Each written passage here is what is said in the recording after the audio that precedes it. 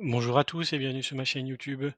Aujourd'hui, présentation d'un monstre des stands, le rêve de tout tireur sportif, la Chiappa Little Badger.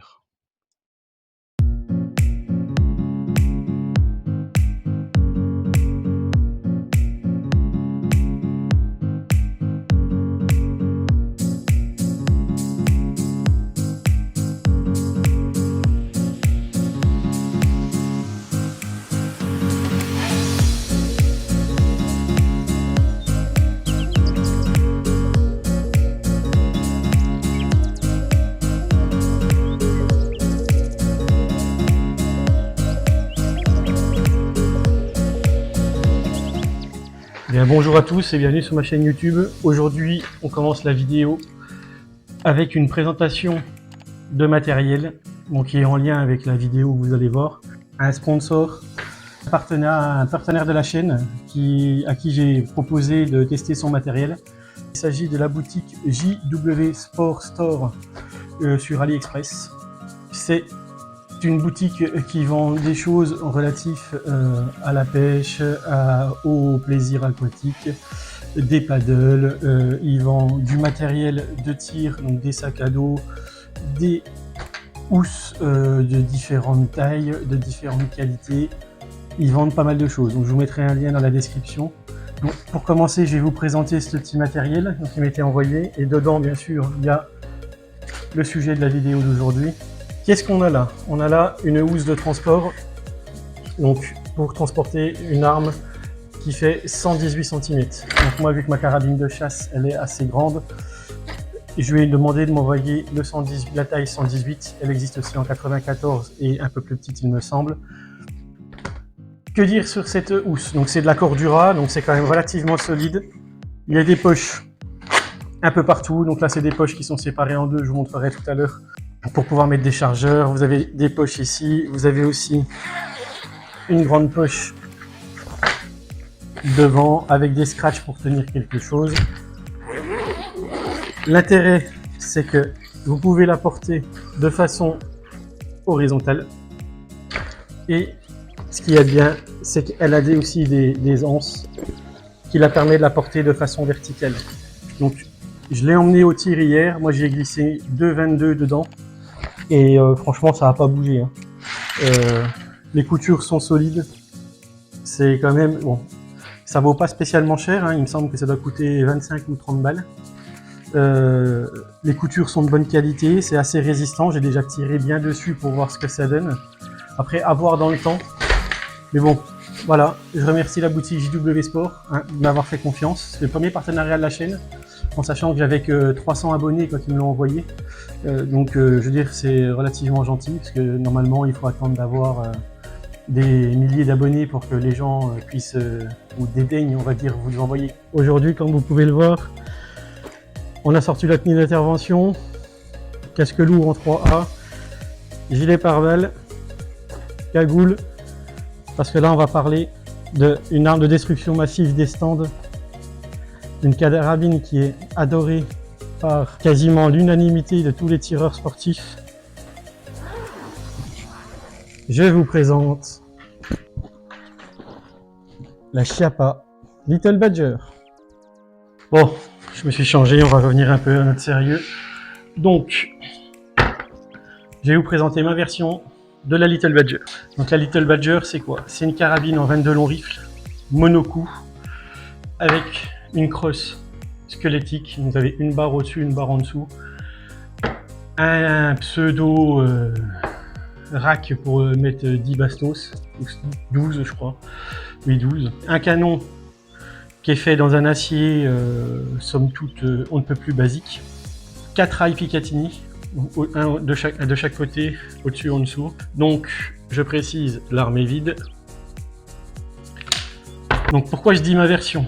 Parce que pour moi, cette carabine, on peut la customiser à souhait. Donc, pour moi, vraiment, hein, les gens qui commencent le tir sportif et qui veulent se faire un petit plaisir, allez, on va dire, avec une lunette basique à 250-300 balles, voilà. C'est du monocoup, ça permet de prendre le temps de tirer. Une queue de détente, franchement, J'ai quand même plusieurs 22 long rifles. Ça vaut pas la Tikka, mais contrairement par exemple à la 81-22 de chez, je sais plus qui la fabrique, là, moi c'est la Mossberg Pinster, parce que je la Rossi. Celle-là, elle atomise, mais à 200%. Au niveau de la queue de détente, elle est d'une douceur. Moi j'adore. Donc c'est une des premières carabines que je me suis acheté. J'avais payé bien sûr sur Naturabuy, hein, comme les trois quarts, comme l'intégralité de mes armes à feu que j'achète, je les achète sur Naturabuy. Je l'avais payé moi à l'époque, elle coûtait 169 €. Donc autant dire rien du tout. Customisable à souhait, ça veut dire que vous pouvez lui adjoindre énormément de choses. À savoir que les rails Picatinny et la visserie, c'est de la merde. Les Picatinny sont en plastique et les vis, vous allez les desserrer une fois, il y en a une sur deux qui va casser. Mais c'est pas grave, c'est ce qu'on aime, c'est rustique, ça vaut rien et c'est amusant. Moi j'ai remplacé le rail du dessus par un rail en aluminium, ce qui me permet d'avoir plus de solidité. Ensuite, quand je dis customisable, qu'est-ce que j'ai fait dessus? J'ai fait un petit tressage en paracorde, histoire de lui donner un peu plus de style, parce que quand c'est vide là ça fait vraiment pas très chouette. J'ai mis la poignée originale de chez Chiappa, dont je vous montrerai tout à l'heure, qui dispose à l'intérieur d'un petit bac de rangement, et moi dans lequel j'ai un petit bore snake, je crois qu'il était vendu avec d'ailleurs dedans, un petit kit de nettoyage pour le 22 long rifle. Normalement dessus j'ai un point rouge Made in China, mais du coup qui a cassé, c'était vraiment de la merde au plus haut point. Donc du coup qu'est-ce que j'ai fait pour pouvoir la régler? J'ai taxé à mon ami chasseur la lunette qu'il avait sur une de ses carabines qu'il a changé pour mettre un point rouge. Donc c'est une Simmons en 1.5 par 5. Donc c'est un réticule un peu chelou de chasse qui est illuminé. Là je l'ai réglé à 50 mètres, je vous montrerai les 2-3 tirs que j'ai fait avec. Bon, voilà, ça trempe de tous les bouts. J'ai juste réglé, et pour préciser, j'ai réglé avec des CCI subsoniques. Bon, j'ai le résultat à 50 mètres avec la Marlène, donc bon, ça groupe pas mal. On repart vers l'avant, donc comme je vous ai dit, rail aluminium. Là, qu'est-ce que j'ai mis? J'ai mis un adaptateur de canon qui me permet d'avoir un rail Picatinny pour y poser ma poignée magique, qui permet d'avoir un bipied pour tirer. Donc soit vous avez la poignée en mode normal pour tirer en mode normal, ou soit vous pouvez la prendre et comme ça, et vous poser pour faire du tir posé, ce qui est quand même un peu plus agréable. Et au bout j'ai mis un silencieux style, donc sur lequel je suis venu mettre un petit tuningo flamingo comme d'habitude, imitation carbone, c'est juste pour le protéger, hein, pour éviter que s'il prenne des coups ou quoi que ce soit, ça le raye. Même si franchement ça va être un silencieux à 40 balles, je n'ai strictement rien à carrer. Qu'il soit rayé, abîmé, pincé, rouillé, je m'en fous. De toute façon celle-ci elle sort 4-5 fois par an et pour vérifier que tout aille bien. L'intérêt de cette carabine, c'est qu'elle est monocoup avec un chien extérieur, c'est-à-dire que là, vous ne pouvez pas appuyer sur la queue de détente. Pour pouvoir tirer, il faudra forcément armer le chien. Pour l'ouvrir, il n'y a rien de plus simple. Vous avez un petit bouton là en dessous, vous appuyez, vous voyez que ça déverrouille le chien en même temps. Vous la cassez. Vous avez un extracteur ici qui permet de sortir la douille. Vous mettez votre cartouche, vous fermez, vous armez le chien, vous tirez. On ne peut plus basique. L'intérêt du monocoup, on ne se prend pas pour Clint Eastwood ou pour un tireur d'élite.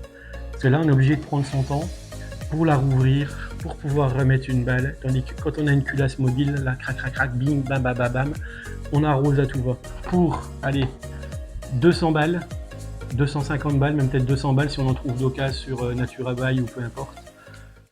Il y a de quoi se faire plaisir au stand pour commencer le tir à la 22.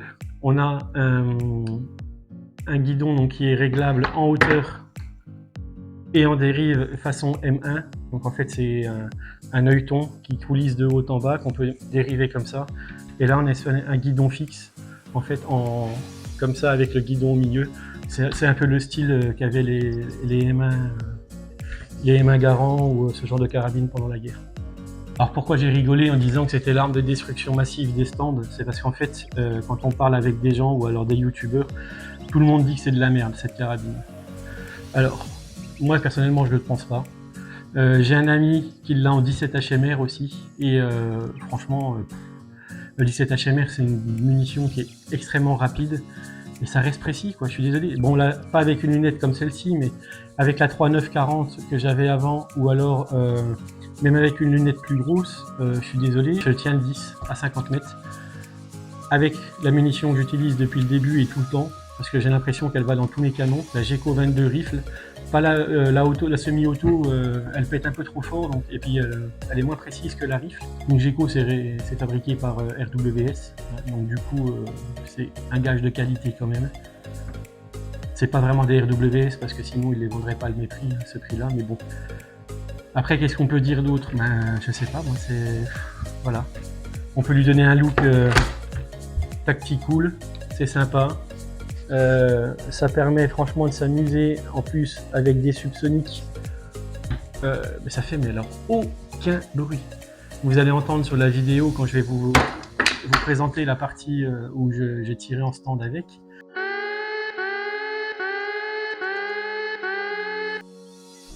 Bon bah je fais une petite pause disclaimer parce que du coup les fichiers que j'ai filmés en extérieur avec la GoPro sont tellement lourds que mon ordi il rame, mais du feu de Dieu, donc du coup je pourrais pas mettre encore des vidéos vraiment en 4K et tout ça tant que j'aurais pas racheté un nouvel ordinateur. Donc vu que là je finis de payer les armes que je me suis payé pour la chasse, on verra ça au mois de janvier. Ça ne fait aucun bruit, c'est vraiment, je crois que même une carabine à plomb est plus, avec le ressort qui pète, est plus brillante. Je voulais vous la présenter parce qu'on en a, je crois que les trois quarts des tireurs en a une.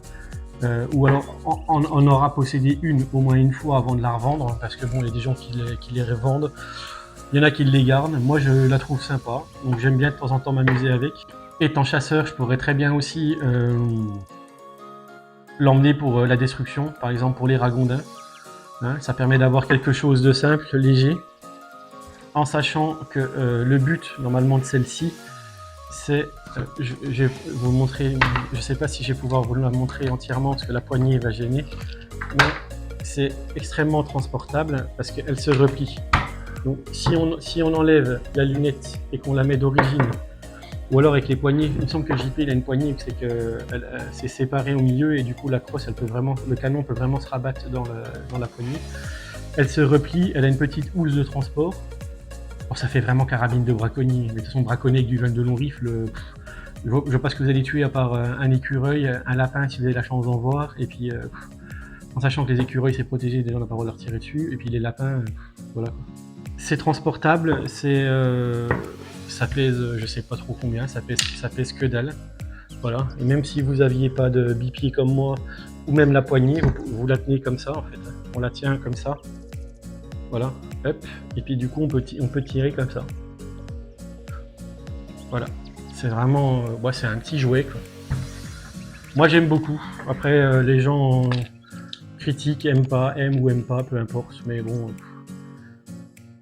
je pense que les gens qui l'ont essayé, moi je l'ai fait essayer à plusieurs collègues du club de tir. Ils étaient surpris déjà par le départ. Parce que alors il y a vraiment un départ qui est vraiment très doux. C'est vraiment, ça part tout seul. Voilà, c'était la présentation de ma version personnelle de la Little Badger, la carabine la plus décriée des stands en France, alors que du outre-Atlantique, elle est plutôt appréciée pour le plinking. Donc les personnes qui veulent tirer dans leur jardin, tout est relatif, hein, en sécurité, on fait pas n'importe quoi avec des armes à feu. On peut tirer dans son jardin avec des catégories C, sous certaines conditions, donc on fait pas n'importe quoi. Mais pour les gens qui veulent faire du plinking, voilà, qui ont une distance de 25, 30, 40 mètres, 50 mètres, on va dire entre 10, à 10 à la 22, allez, entre 20 et 50 mètres, voilà, il y a largement de quoi s'amuser, quoi. Si vous voulez faire découvrir le tir, par exemple, à des enfants ou à des gens qui n'ont jamais tiré ou quoi que ce soit, moi je leur fais déjà tirer avec ça. Parce que du coup, c'est tellement rigolo et tout qu'ils appréhendent pas le recul. Bon, le recul, il n'y en a pas. C'est mon arme de destruction massive.